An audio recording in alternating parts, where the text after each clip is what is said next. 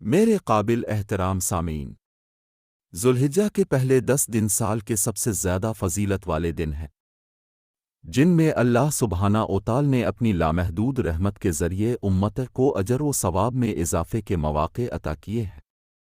یہ ایام اس قدر مقدس ہیں کہ اللہ تعالیٰ ان کی قسم کھا کر کہتا ہے، فجر کی قسم، 10 راتوں کی قسم، اور اللہ ہمیں یہ بھی یاد دلاتا ہے مقررہ دنوں میں اللہ کو یاد کرو۔ اس لیے ہمیں اس مقدس وقت میں اپنی عبادات میں اضافہ کرنا چاہیے۔ رسول اللہ صلی اللہ علیہ وسلم نے فرمایا، کوئی دن ایسا نہیں جس میں عمل صالح اللہ کے نزدیک ان 10 دنوں سے زیادہ محبوب ہو۔ سال کے بہترین 10 دنوں میں اللہ سے استغفار کرنے اور اپنے اجر کو زیادہ سے زیادہ کرنے کے لیے یہ 9 سنت اعمال ہیں۔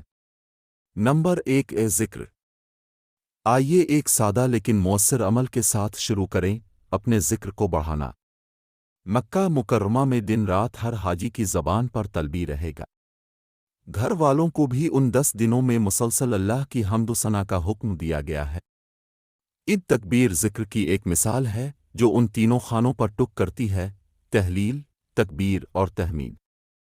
آپ اپنی 5 نمازوں کے بعد بھی ذکر کر سکتے ہیں: سبحان اللہ 33 بار، الحمدللہ 33 بار اور اللہ اکبر 34 بار۔ دن میں 100 بار سبحان اللہ و بحمدہ پڑھنا گناہوں کو مٹا دیتا ہے، خواہ وہ کتنے ہی بوجھل کیوں نہ ہوں۔ یہ آسان اقدامات اس بات کو یقینی بنائیں گے کہ اب دن بھر اللہ کو یاد کر رہے ہیں اور ذوالحجہ کی برکات سے مستفید ہو رہے ہیں۔ نمبر 2 پہلے 9 دن روزہ رکھیں۔ ذوالحجہ کے پہلے 9 دنوں کا روزہ رکھنا سنت ہے، کیونکہ روزہ افضل ترین اعمال میں سے ہے۔ ایک حدیث قدسی میں اللہ تعالیٰ فرماتا ہے کہ ابن آدم کے تمام اعمال اس کے لیے ہیں سوائے روزے کے جو میرے لیے ہے اور میں ہی اس کی جزا دوں گا۔ اگر آپ پورے 9 دن روزہ نہیں رکھ سکتے تو صرف یوم عرفہ یعنی 9 ذوالحجہ کا روزہ رکھنے کی کوشش کریں۔ جس طرح لیلۃ القدر سال کی سب سے بابرکت رات ہے، اسی طرح عرفہ سال کا سب سے بابرکت دن ہے۔ رسول اللہ صلی اللہ علیہ وسلم نے فرمایا، عرفہ کے دن سے زیادہ کوئی دن ایسا نہیں جس میں اللہ تعالیٰ زیادہ لوگوں کو آگ سے آزاد کرے۔ لیلۃ القدر کی طرح ہمیں یہ دن استغفار اور اللہ کی بے مثال رحمت سے فائدہ اٹھانے میں گزارنا چاہیے۔ اس دن غیر حاجیوں کو روزہ رکھ کر 2 سال کے گناہوں کو بجھانے کا موقع ملتا ہے۔ رسول اللہ صلی اللہ علیہ وسلم نے فرمایا، یوم عرفہ کا روزہ پچھلے سال اور آنے والے سال کے گناہوں کا کفارہ بن جاتا ہے۔ نمبر 3 قرآن کی تلاوت کرنا۔ قرآن کی تلاوت ان بہترین عبادتوں میں سے ایک ہے جو ہم اللہ کے قریب ہونے اور اس کی رضا حاصل کرنے کے لیے انجام دے سکتے ہیں۔ رسول اللہ صلی اللہ علیہ وسلم نے فرمایا، جو کوئی اللہ کی کتاب سے خط پڑھے گا تو اسے اجر ملے گا اور اس انعام کو 10 سے ضرب دیا جائے گا۔ میں یہ نہیں کہہ رہا ہوں کہ الف، لام، میم ایک خط ہے، بلکہ میں کہہ رہا ہوں کہ الف ایک حرف ہے، لام ایک حرف ہے اور میم ایک حرف ہے۔ سبحان اللہ! تصور کریں کہ آپ کو ان بابرکت دنوں میں ہر خط کو پڑھنے سے کیا انعام ملے گا جب اللہ نے آپ کے اجر کو بڑھانے کا وعدہ کیا ہے۔ نمبر 4 پیاروں کو یاد رکھیں۔ ہم میں سے بہت سے لوگ اپنے حج کے دوران خاص طور پر کسی عزیز کے لیے حج کرنے کی کوشش کریں گے یا اپنے پیاروں کے لیے دعا کریں گے تاکہ اللہ تعالیٰ ان کو معاف کرے اور قیامت کے دن ان پر رحم کرے۔ اگر آپ کسی عزیز کے لیے حج کرنے سے قاصر ہیں تو پھر بھی ان مبارک دنوں پر ان کے نام پر صدقہ دے کر ان کی تعظیم کر سکتے ہیں۔ حضرت محمد رسول اللہ صلی اللہ علیہ وسلم نے فرمایا، جب کوئی شخص مر جاتا ہے تو اس کے اعمال 3 کے علاوہ ختم ہو جاتے ہیں: 1 صدقہ، 2 وہ علم جس سے فائدہ حاصل ہوتا ہے، 3 کوئی نیک بچہ جو اس کے لیے دعا کرتا ہے۔ ہمارے پیارے نبی رسول اللہ صلی اللہ علیہ وسلم نے ہمیں بتایا کہ پانی دینا صدقہ کی بہترین شکل ہے۔ اپنے پیارے کے نام پر ایک کنواں بنا کر آپ پوری کمیونٹی کو زندگی کا ایک ذریعہ تحفے میں دے رہے ہوں گے اور اپنے پیارے کے اچھے کاموں کے ریکارڈ کو دن بھر کے لیے بڑھا رہے ہوں گے۔ نمبر 5 تہجد۔ رمضان کی آخری 10 راتوں کو ایک مہینہ ہو گیا ہے اور ہم میں سے بہت سے لوگ اپنی رات کی عبادت کے ذریعے لیلۃ القدر کی تلاش کے اور روحانی بلندی سے محروم۔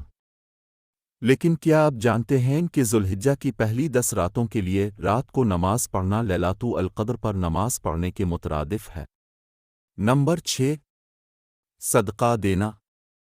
ہم میں سے بہت سے لوگ رمضان کی آخری 10 راتوں میں اپنے صدقات کو زیادہ سے زیادہ کرتے ہیں، لیکن ذوالحجہ کے پہلے 10 دن بھی اتنے ہی قیمتی ہیں اور سادہ نیکیوں کے لیے اضافی اجر کمانے کا بہترین موقع پیش کرتے ہیں۔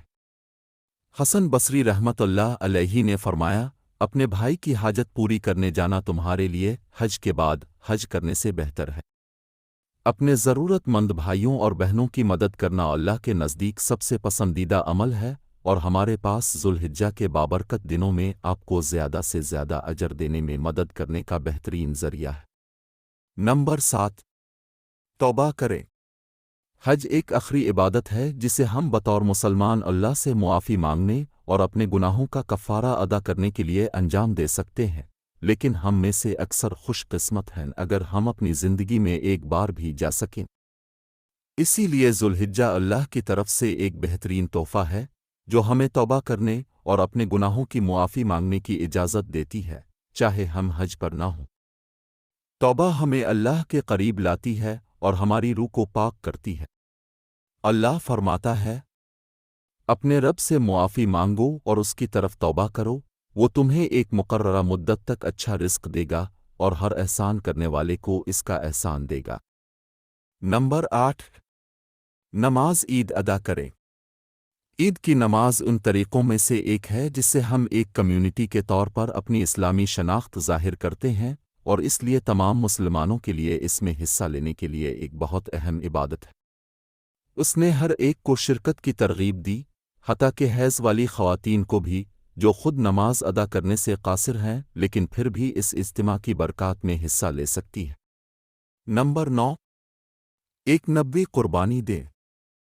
حضرت ابو طلحہ رضی اللہ عنہ سے روایت ہے کہ رسول اللہ صلی اللہ علیہ وسلم نے اپنی امت میں سے اس شخص کے لیے قربانی کی جو اللہ کی وحدانیت اور نبوت کی گواہی دینے والا ہو اور قربانی نہیں کر سکتا ہو۔